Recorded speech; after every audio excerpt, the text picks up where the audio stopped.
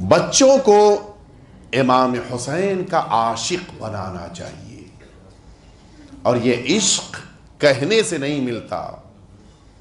آپ امام حسین کے عاشق بن جائیں، یہ بچے خود بخود امام حسین کے عاشق بننے لگتے ہیں۔ آپ امام حسین کے لیے فرش عذاب بچھائیں، بچے خود بخود دوڑ کے آتے ہیں۔ اور پھر جب بچے امام حسین کا ماتم کرتے ہیں، یہ بچے سینہ زنی کرتے ہیں، بچے مرثیہ پڑھتے ہیں، امام حسین کو اس لیے یہ بچے زیادہ پسند آتے ہیں۔ ہمیں بھی کوشش کرنی چاہیے کہ اپنے گھروں میں ان بچوں کے دلوں میں امام حسین کی محبت کا جذبہ بیدار کریں۔ اور شاید یہی وجہ ہے کہ ان بچوں کے دلوں میں امام حسین کی محبت کا عالم یہ ہے کہ ان بچوں کے سامنے امام حسین کے گھر کے بچوں کا ذکر کر دیا جائے، یہ رونے لگتے ہیں۔ نہ جانے کیسی محبت ان کے دلوں میں امام حسین کی پیدا ہوئی ہے۔ لیکن آپ انصاف سے بتائیں، آپ علی اصغر کا نام سنتے ہیں رونے لگتے ہیں، آپ علی اصغر کا ذکر آ جائے تو گریہ کرتے ہیں۔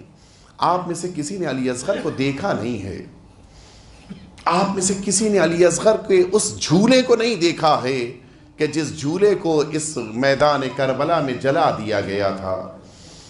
کوئی اس ماں کے دل سے پوچھے جس نے 6 ماہ تک علی اصغر کو اپنی آغوش میں پالا تھا، جس نے 6 ماہ تک علی اصغر کو سینے سے لگا کے رکھا تھا۔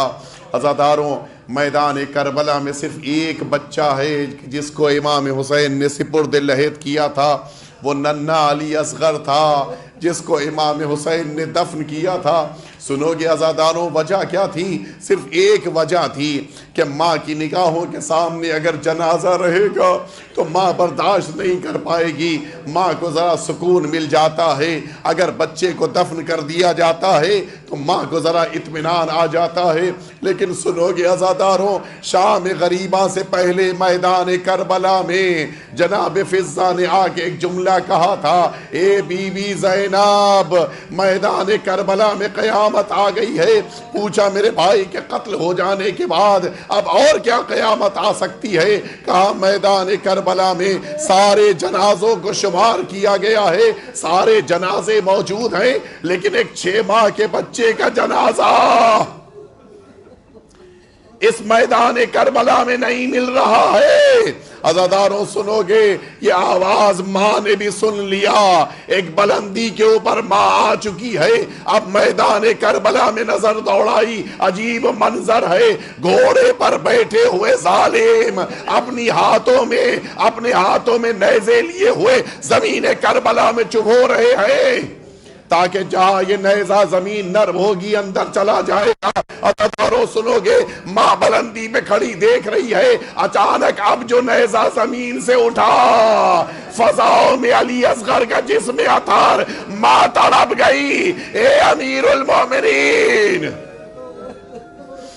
ہاں عزاداروں میں مجلس مکمل کر دیتا، لیکن جناب علی اصغر کے مصائب ہیں۔ ایک جملہ اور سنتے جائیے۔ اسی شہر ممبئی میں ایک مرد مومن کے چھوٹے سے بچے کا انتقال ہو گیا، اور اس کے بعد جب دفن ہو گیا ہم سب وہاں پر موجود تھے۔ اچانک اس نے کہا مجھے جلدی گھر جانا ہے۔ پوچھا گیا گھر جا کے کیا کرو گے؟ کہا مجھے گھر سب سے پہلے پہنچنا ہے۔ کہا کیا کرو گے؟ ابھی بچے کی ماں تو یہیں پر ہے۔ کہا میں بچے کی ماں سے پہلے گھر جانا چاہتا ہوں۔ پوچھا کیوں جانا چاہتے ہو؟ کہا تاکہ جب میں گھر پہنچ کے میں اس بچے کے سارے لباس چھپا دوں، تاکہ جب ماں گھر پہ آئے بچے کے لباس نہ دیکھے کہ کہیں بچہ یاد آ جائے۔ عزاداروں، دنیا میں یہ اہتمام کیا جاتا ہے کہ بچے کے لباس تک چھپا دیے جاتے ہیں۔ ہائے کربلا، اب جو ماں نے سفر شروع کیا، نیغ نازعے کی بلندی پر بیٹھی ہوئی ماں جیسے ہی نظر دوڑاتی ہے، نیزے پہ چھوٹا سا سر دکھائی دیتا ہے۔ شاید ماں نے تڑپ کے کہا ہوگا، رباب نے کہا ہوگا، اے بیٹا اصغر، کاش تمہارے سر کو دفن کر دیا۔